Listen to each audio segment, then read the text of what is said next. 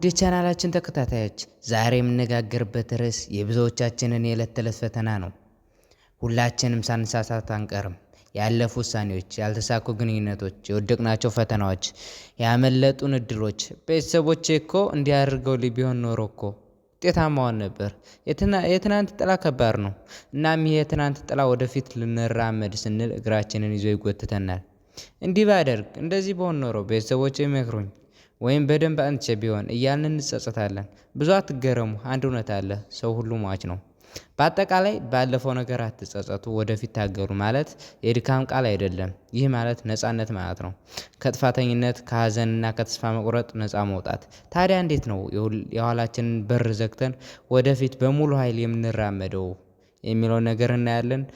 3 ዋና ዋና ቁልፍ ነገሮችን እናያለን። እስከ መጨረሻው አብራችሁን ቆዩ። አንደኛ፣ ጸጸትን መረዳትና መለየት። ዘ ኔቸር ኦፍ ሪግሬት የምንለው ጸጸት መጥፎ ስሜት አይደለም። ጸጸት ልክ እንደ ቀይ መብራት ነው። ያ ስህተት ነበር፣ ዳግም እንዳትደግሞ የሚል ማስጠንቀቂያ ነው። ችግሩ ግን ብዙዎቻችን ይህንን ቀይ መብራት እንደ መጨረሻ ጣቢያ ያዩታል። የጸጸት 2 ገጽታዎች አሉት። አንደኛ ጠቃሚ ጸጸት፣ ሁለተኛ ጎጅ ጸጸት። ጠቃሚ ጸጸት ከስህተቱ ተምረን ነገ የተሻለ ለመሆን የምንጠቀምበት ኃይል ነው። ይህ ጸጸት ወደ ለውጥ ይመራናል። ጎጅ ጸጸት የምንለው ግን በቀደሙ ስህተት ውስጥ ተዘፍቆ ራስን እየወቀሱና አቅም አጥቶ መቆም ማለት ነው። ይህ ጸጸት ወደ ሽባነት ይመራናል። ባለፈው ታሪካችሁ ላይ ጊዜ አትፍጁ።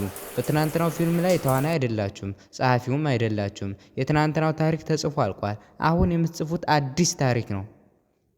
ሁለተኛ፣ የትናንት ስህተት የነገ መሰረት ነው። ታላቅ ሰው ቶማስ ኤዲሰን አምፖልን ከመስራቱ በፊት በሺዎች ጊዜ ወርቋል። ውድቀቱን እንደ ስህተት ሳይሆን እንደ አምፖል የማይሰራበት መንገድ እንደ ማግኘት ቆጥሮታል። ስህተታችንን እውቀታችን ነው። ትምህርቱን ውሰዱ። በድጋሚ ላለመርገም ከትናንት ምን ተማራችሁ? ትምህርቱን ጽፋችሁ እንደ የህይወት መመሪያ ያስቀምጡት። ኃይሉን ምዘዙ። በችግር ውስጥ ያለፋችሁት ህመም ዛሬ ላይ ጠንካራ ሰው እንድትሆኑ ኃይል ይሰጣችኋል። የዛሬው ጥንካሬያችሁ የመጣው ከትናንቱ ስብራት ነው። ራስን ይቅር ማለት መጀመሪያ ያለበት ከራሳችን ነው። አዎ ተሳስቻለሁ፣ ነገር ግን ያኔ ያለኝ እውቀትና ልምድ ያንን ብቻ ነበር የፈቀደው በሩ። ራስን ይቅር ማለት ለወደፊቱ ብሩህ ገጽ መክፈት ማለት ነው። ትናንትን የመለወጥ አቅም የላችሁም፣ ግን ትናንት ያስተማራችሁን በመጠቀም ዛሬን የመለወጥ ሙሉ ኃይል አላችሁ። 3ኛ፣ ወደፊት ታገሉ። ዘ ፋይት ፎር ዘ ፊውቸር።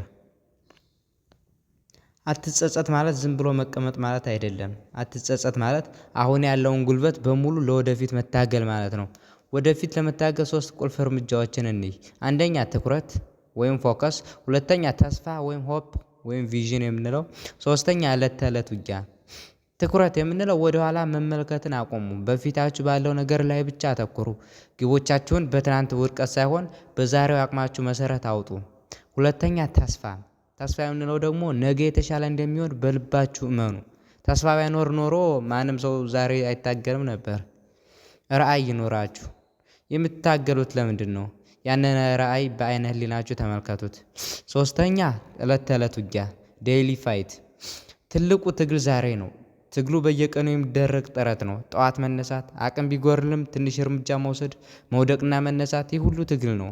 ትግሉ ደግሞ ለእናንተ ነው። ያለፈውን ታሪክ መለወጥ ባትችሉ እንኳ ታሪክን የሚቀይር አዲስ ምዕራፍ መጀመር ትችላላችሁ። ውድ ጓደኞቼ፣ ህይወት ወደ ኋላ የምትመለስ ስቴፕ አይደለችም፣ ወደፊት የምትፈስ ወንዝ ናት። ወንዙ ያለፈውን ድንጋይ ያለፈውን ቆሻሻ ይዞ አይቆምም። ሁልጊዜ ወደ አዲስ መንገድ ይፈሳል። ስለዚህ ከዛሬ ጀምሮ ያለፈውን ተውት፣ ትምህርት ውሰዱበት። በያዛችሁት ኃይል ታገሉ። እያንዳንዱ ቀን የህይወታችሁን ምርጡን ስሪት የመጀመር አዲስ እድል ነው። አትጸጸቱ፣ ዛሬን ኑሩ። የዛሬው ቪዲዮ ይህን ይመስላል። ቪዲዮን ከወደዳችሁት ላይክ አድርጉት። ለጓደኞቻችሁ ሼር ማድረግ እንዳትረሱ። ለተጨማሪ ጠቃሚ ቪዲዮዎች ሰብስክራይብ በማድረግ የደወል ምልክቷን መጫን እንዳትረሱ። በሌላ ቪዲዮ እስክንገናኝ ድረስ መልካም የትግል ዘመን